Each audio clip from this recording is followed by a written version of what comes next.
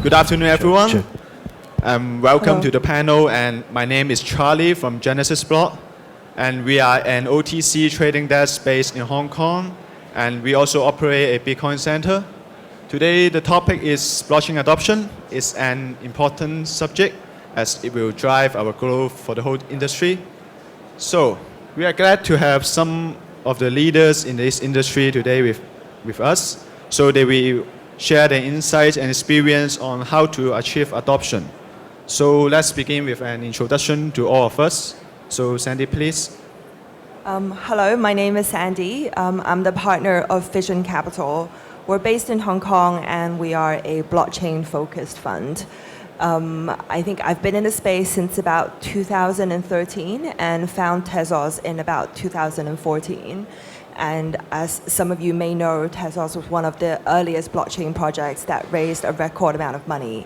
But in comparison to a lot of the crypto projects last year, it's been fairly under the radar and busy in developing teams and the protocol. And now it's a fairly stable mainnet, which I'm looking forward to sharing some of the latest update with you later. Thank you.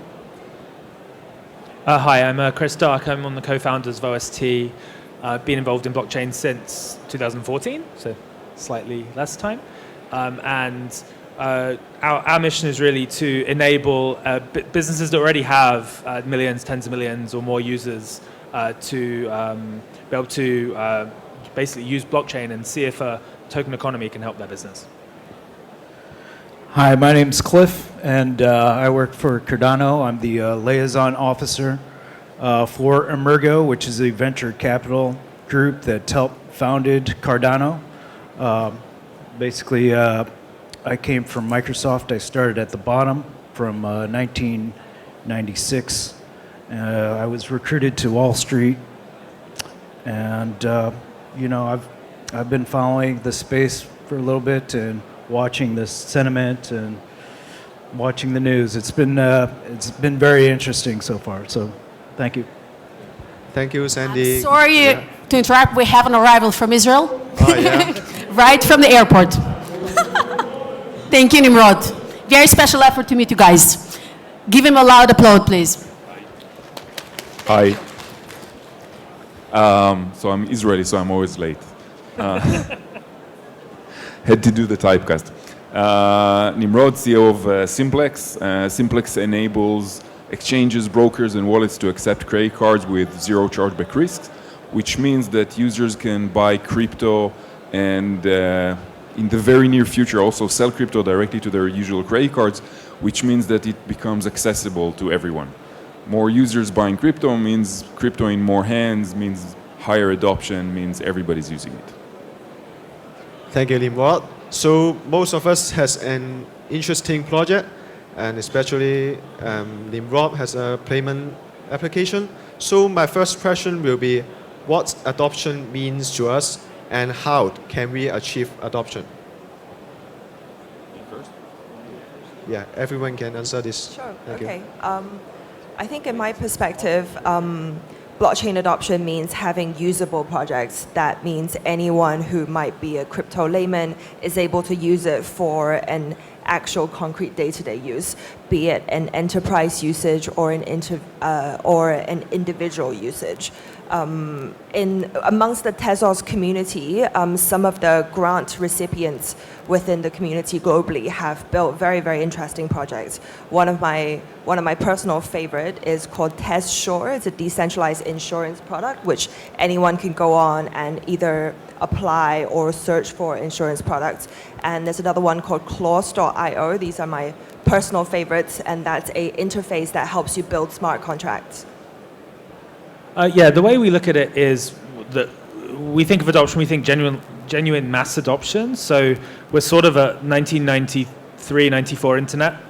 With those who are a little older will remember, I remember speaking to my dad about email in the mid-90s and didn't get it, wanted to send something in the post. And so for us, real adoption is when blockchain has, and it doesn't matter which company does this, but someone's going to have that email or indeed Hotmail moment. Hotmail in the West was probably one of the first that suddenly meant that my dad understood, wait a minute, I don't have to send this in the post. I can I can just send it electronically. So I think, that whether that comes this year, who knows?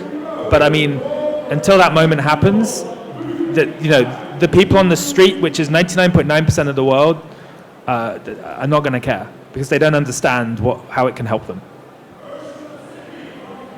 Yeah, well, in my opinion, I think that we are crossing over. We've crossed over the 3% into the early adopters.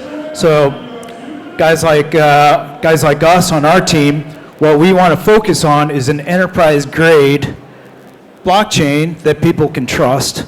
And so, what we've done is we've actually looked at the Bitcoin and Ethereum, and we've studied how they set their blockchains up and what their mistakes were. And so basically we're trying to solve the problems that they couldn't. So first of all, scalability, interoperability, and sustainability.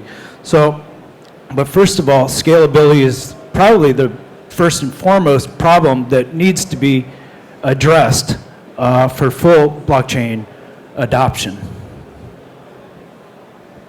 I think that for me, at least what brought me into this world in the beginning, something like 6 years ago, was a separate financial system. So for me, Bitcoin, or I wouldn't say I'm 100% maximalist, but I still think that Bitcoin is the killer app.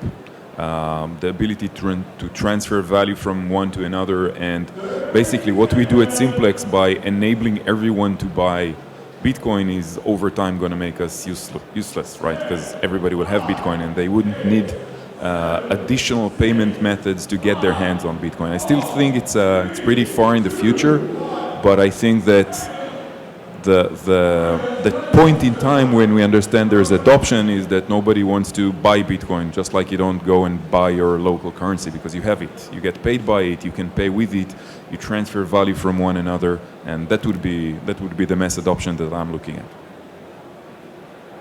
Yeah, thank you for your explanation. So, as Sandy just said, it's still very difficult for just normal people to understand what blockchain is. And even some of them are confused when they try to use or store cryptocurrencies. So do you think that there is a trade-off between convenience and decentralization? And how can we address this? I think centralized systems are very, very convenient. I think there's a confusion amongst the community that's very popular where we're not very clear about why something needs to be decentralized. I think decentralization definitely compromises on efficiency. However, there are certain usages, such as whether the database requires multiple data entry, whether you can deal with kind of like not changing the data records, and whether you are happy to share these information, any input of information is not sensitive. So when all of these reasons for using decentralized protocols apply, then sometimes that trade-off kind of matches the efficiency setback. Yeah, so when we started OST maybe 2.5 years ago, we had two very unpopular theses which have turned out to be correct but didn't make us very popular. We said, first of all, that dApps are a perfectly cool concept, but who knows when a dApp has to be better than an app for someone to use it. And I don't mean crypto nerds to use it. They'll use something because it's decentralized. But my dad won't. He doesn't care. He really, really doesn't care. He doesn't, if there's products that are better because of decentralization and he gets more value from it, he would. So, we work with many partners across the world, and they have about 300 million end users. So that's roughly 10x more than people that have crypto wallets, depending on what data you look at. And only one of our major partners care right now about decentralization. And these are companies that have real businesses, some have multi-billion-dollar revenue. Right now they care about working out whether a token economy can benefit the metrics of their business. Whether that's how the consensus mechanism works on the blockchain, honestly, that is not going through the CEO's mind. Now, it might be super important in the future what type of mechanisms there are, but we think that the first use cases of mass adoption are very, very likely to come from companies that already have millions of users versus basically dApps that right now, frankly, have a few hundred users, if because you can go and look on the blockchain and see how many people are using them. And so, as I said, that wasn't very popular when we said that, but equally, this is my 5th company, and you've got to kind of go against the grain a bit sometimes. Well, it's decentralization and convenience. Well, there's 2 basic ideas here, but it's convenient to have an apolitical money that is decentralized, not owned by a certain nation state. But when it comes to our blockchain, what we've done is made financial contracts available for people that are non-programmers. So if you can point and click and add little puzzle pieces together, then you could make your own financial contract on our blockchain. So we are trying to address both of those issues. Thank you. I think that the Joe Sixpack doesn't care about decentralization, doesn't care about dApps for sure. The world is centralized because people are lazy, right? Otherwise, everybody would push for more efficient systems, less corruption, all the problems with centralized systems. But it's not the case. So it's upon us, the outcasts, in some sense, to create the value for Joe Sixpack when it comes to decentralization and push the world and technology towards that. Yeah. So Sandy just told us that if a product is really good, then people just don't care about the concept behind or the tech behind. They will just use it. And please also talk about something like when the enterprise will use some big enterprise will use blockchain, then people have to follow. So I have a question. So do you think that the future of blockchain adoption will be driven by the community, or it will be led by some big companies? Yeah. I'm an eternal optimist, so I believe the future of the industry lies in the hands of individuals who are trying to tackle creative problems, and that doesn't really matter whether it comes from a big company or a small company.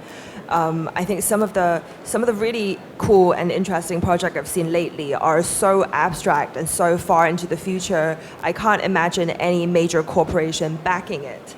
However, as an investment entity, we love investing in large companies. We love investing in centralized companies where incentives are clear and the investment thesis is explainable.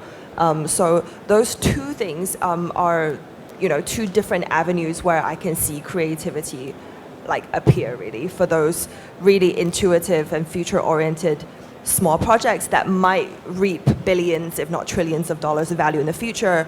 There's the Tezos Foundation that gives out grants in small doses.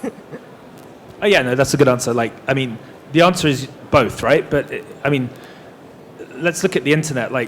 Most big corporates in the 90s were incredibly slow, and they got hugely and utterly, totally disrupted. And if you're a retailer, you probably got destroyed. And most retailers in the 90s thought online shopping was lunacy. That's the reality. It's like Kodak with digital cameras, ignoring them, saying that they're pointless. So you absolutely need, don't get me wrong, we love the fact there's people building some crazy projects out there, some super logical projects. You need all this, and you need the disruption. But if I was a betting man to bet where were the first, if we define mass adoption of blockchain as a product that millions of people are using every day, and maybe it needs to be a bigger number than that, but I suspect that will come from an existing company that already has a lot of users versus a kind of a new company, because people are forgetting, as I said, it's my 5th business, it's really hard to get distribution. To get millions of users using your app every day takes years of toil and trouble and hardship. It doesn't just happen just like that. So if I was a betting man, I'll put it on large existing companies, but that doesn't mean that they can't look incredibly different in 20 years' time in terms of their governance and all this stuff. But we've got to take steps. You can't just make the whole leap all at once. So yeah, it's very interesting. I think that the enterprise and traditional markets, I think that we're offering them an offer that they really can't refuse. It's kind of like a good guy and bad guy thing, but that these also like the adoption from all the people will force them into it, just because if they don't come clean with their businesses, basically every dollar is a vote, and every person can vote them out. So I think it will come from the enterprise solutions that certain blockchains are working on. I think the traditional markets will have political problems in 2019 and 2020. And I think once that the media kind of comes around to, I would say, fair and balanced news, then maybe the people will also join in. I think it'll come from the people. First of all, I have to be the flip side. But other than that, I mean, look at the torrents. Okay, torrents. It's an amazing technology. It's illegal. Some say immoral. People went to jail. People paid tons of fines, and still it's about 30% of internet traffic daily. So the minute there was enough value for the end users started to use it regardless of the implications, and it changed industries. It changed the movie industry completely. And I think this is something that will happen in the effect of crypto, the effect of Bitcoin. That's why we're pushing or helping users, helping mainstream users get their hands on crypto, because I think the minute there's a critical mass of regular users who see the benefit and using the decentralized financial system, then the big organizations will have to either follow through or die, and nobody's forcing them to follow through. Yeah, I appreciate that. Yeah. Yeah. So, from another perspective, as our speakers are from a different background, I would like to talk about something about regulation in different regions. So, what do you think the lack of clarity of regulations will affect the blockchain adoption, and which regions do you think will be the pioneer of blockchain? I just messed with regulators all day, so I'll start. So, regulation, everybody's still on the sidelines except Japan. Everybody's trying to wait out each other. I think that most regions are waiting for the US, except from BitLicense, which everybody agrees is bad in New York. There isn't a clear regulation when it comes to crypto.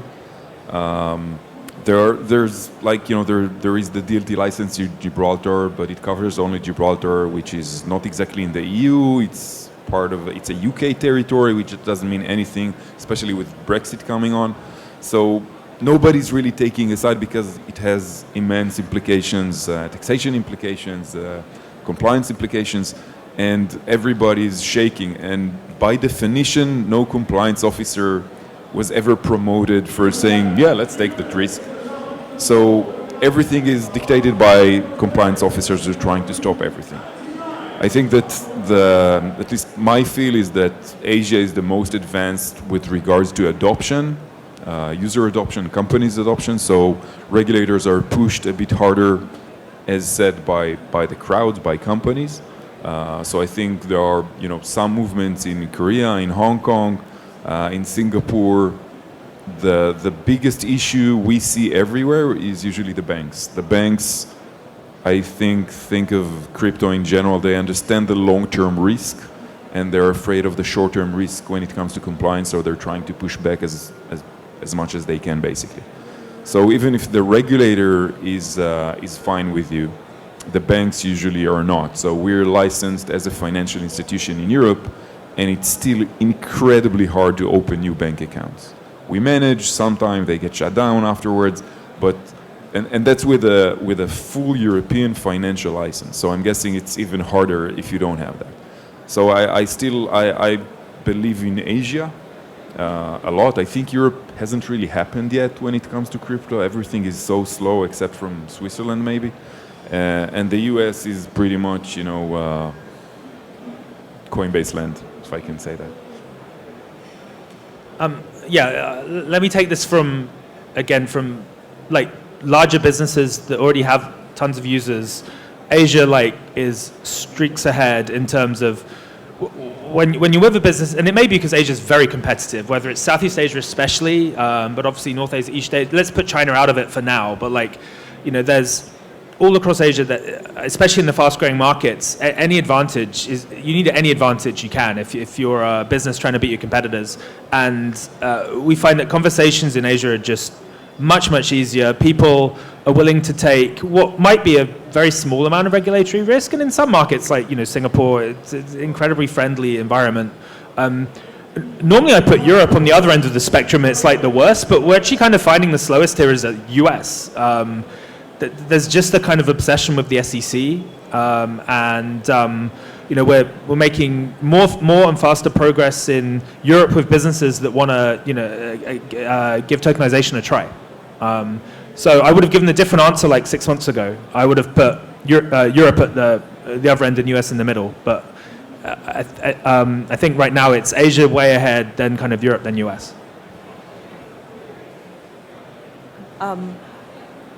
My focus is predominantly in Asia, but Asia is not a single country. I think there's plenty of various different regulatory subtleties in so many countries, and that's already taken up all of our attention, to be honest. But what's really interesting is that I think it has encouraged structures and crypto projects to be more flexible and adaptive. Just being Korean compliant, for example, is not enough. Like a year ago, every tech platform is global immediately. You can have users in US, in Europe, in China, but now you need to be able to work granularly and on the ground with local organizations. And I think that's really interesting. That has really brought on, made it very apparent to us, who are the winners and losers, because it requires a very specific set of skills to do that. As far as regulations go, I'm not really sure who or what country is going to be the one that's going to give the thumbs up. I think there's about 4 or 5 of them right now, but in Asia, I think the trinity right now is Hong Kong, Japan, and Singapore, and I think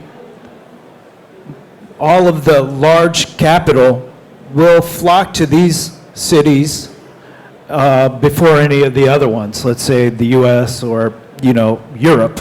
Let's say if there's some sort of problems in the markets, let's say the US dollar is dying or something, but everybody's going to want to have a safe haven, and I think everybody will look towards Asia at that point.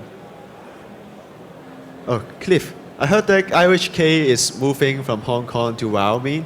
So can you That's talk about correct. that? Charles is from Boulder, Colorado, so there are also other advantages. Cardano is basically American, Japanese, and Swiss. So, of course, IOHK was founded in Hong Kong, and we have deep roots here. But IOHK in Wyoming has opened up their crypto laws, and they're very favorable to Cardano and our ecosystem. So that was one of the main reasons. Yeah, that's wonderful. So we have a few minutes left. So my last question or closing will be, can you suggest a real-life application that is not existing right now that you think will create value in the next few years? I have one in mind. It's just an idea I'm playing with quite a lot, I don't know, in the past couple of years, but don't have the time to actually do it. But decentralized KYC, the problem with me giving my passport probably 100 times a year to different companies, most of them startups, most of them not properly keeping it, I think it's a huge problem. And this could be an ideal solution for an existing problem. Decentralized KYC, maybe zero knowledge proofed, where the system, a decentralized system can provide attestations from the existence or for some of the details of the KYC without me needing to provide it continuously again and again and again and again. Yeah, you can just talk about anything you find interesting. Okay, Yeah. sure. So I think one pretty obvious one is loyalty programs. So we all have loyalty points, and everyone's probably had those points devalued at some point. And it's something I've written about pretty extensively. And there are quite a lot of really large players now looking into this properly. And the concept of if you've earned some form of token because you're a loyal customer, then you own it. And you own the value of it, and that company cannot take it away from you. They cannot change what it's worth. And I think that could be one of the first, if we're in the next few year timescale, like a serious scale, that seems a really obvious one. One of the really cool things that I've seen in alpha of but hasn't reached mass adoption yet is Clause.io. It's a very user-friendly smart contract building website, and it allows you to pay your nanny, pay your rent in an automatic way. So it takes up less and less of your attention, where you can focus on more meaningful things in your life. And another thing that we've always been looking for the past few years is something that addresses the art and antique market, perhaps an NFT solution, but we've not seen any teams with enough practical experience in that market and be able to design something that I can see a future in yet. Well, I personally like invoice financing. I think the trade financing has a lot to gain from blockchain technologies. I think once that smart contracts are worked out properly, if they're written poorly, you have a problem with the cost efficiency of that blockchain. Now, it's not the computation, it's the storage. But once that gets figured out, then you're going to find that a lot more people will have access to invoice financing and that field. Yeah. So I think this is the end. So thank you everyone, and thanks for coming.